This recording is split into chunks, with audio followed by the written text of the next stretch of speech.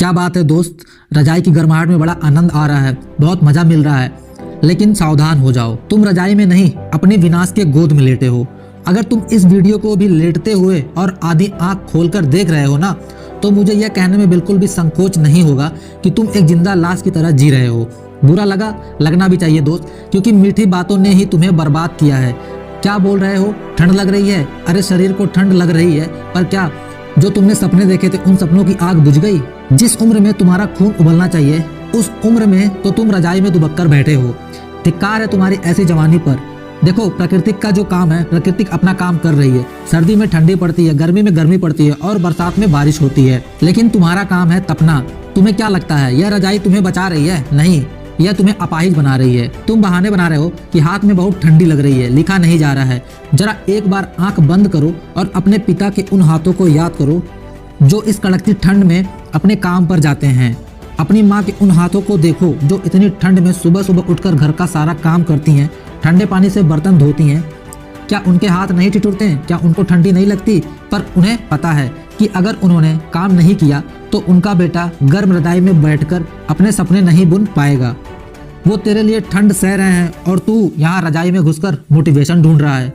लानत है तुम्हारी ऐसी पढ़ाई पर कि जो अपने आप से रोज कहता है कि कल से पक्का पढ़ूंगा, सुबह जल्दी उठूंगा, शाम से स्टार्ट करूंगा। मेरे दोस्त, शमशान में लेटे हुए मुर्दे के पास भी कल नहीं होता और उसी तरह आलसी विद्यार्थी के पास भी कल कभी नहीं आता। दोनों एक समान हैं। लेकिन मेरे दोस्त, अगर तुम पढ़ाई में तेज और होशियार बनना चाहते हो तो मेरे बताए इन 3 सूत्रों को जीवन में उतार लेना। देखना तुम अगले 1 से 2 महीने में टॉपर बन जाओगे। पहला सूत्र, बिस्तर त्याग दो, आसन जमा लो। देखो दोस्त, विद्या रजाई में घुसकर मरे हुए सांप की तरह लेट कर नहीं आती। विद्या आती है रीढ़ की हड्डी सीधा रखने पर। जब तू झुककर या लेटकर पढ़ता है तो तेरे भीतर का कामोगुण यानी आलस जाग जाता है और तेरी बुद्धि सो जाती है। यह बिस्तर तेरा शमशान है और मेज कुर्सी तेरी रणभूमि है। तुझे कहाँ रहना है यह तुझे चुनना होगा। अपनी पीठ एक कदम सीधा रखो जैसे हिमालय पर्वत।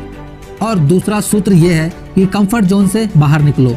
तुम अपने कमरे को 5 स्टार होटल बनाकर रखे हो, हीटर चल रहा है, सब कुछ आरामदायक है। अरे मूर्ख, जहाँ आराम है वहाँ विराम है। तुझे अभी रुकना नहीं है, तुझे तो वहाँ हंसना है जहाँ तू जलील हुआ था।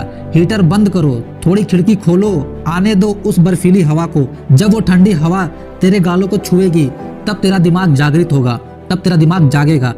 तीसरा और सबसे कड़वा सूत्र, मन के गुलाम मत बनो दोस्त। मेरे दोस्त, तेरा मन कहेगा कि यार आज बहुत ठंड है, चलो बस 5 मिनट रजाई में गर्म हो जाते हैं।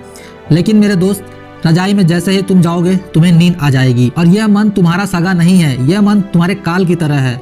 जैसे ही तुम्हारा मन बोले सो जा, तुम खड़ा होकर कमरे में टहलने लगो, किताब हाथ में ले लो, जोर जोर से बोलकर पढ़ने लगो। इतनी जोर से पढ़ो कि तेरी आवाज से तेरी सुस्ती भाग जाए। संकल्प ले लो कि जब तक यह चैप्टर मेरी खोपड़ी में नहीं उतरेगा मैं हिलूंगा नहीं, चाहे बाहर बर्फ ही क्यों ना पड़ने लगे। दोस्त, मेरी बात याद रखना, ये मौसम, ये सर्दी, ये कोहरा, ये सब तुम्हारी परीक्षा लेने आए हैं। जो इस ठंड में खुद को तपा लेगा वही निखर कर सोना बनेगा, और जो सिकुड़ कर सो गया वो कायल बनकर रह जाएगा। तो अब क्या देख रहा है, किसका इंतजार कर रहा है? समय भाग रहा है। यह जवानी, ये समय, ये ऊर्जा दोबारा नहीं मिलने वाली है। त्याग दो इस रजाई का मोह, बैठ जा अपनी टेबल पर और दिखा दे इस दुनिया को कि तेरे अंदर कितनी आग है। जाओ अपनी किताब उठाओ और पढ़ने बैठ जाओ। तेरा भविष्य तुझे पुकार रहा है।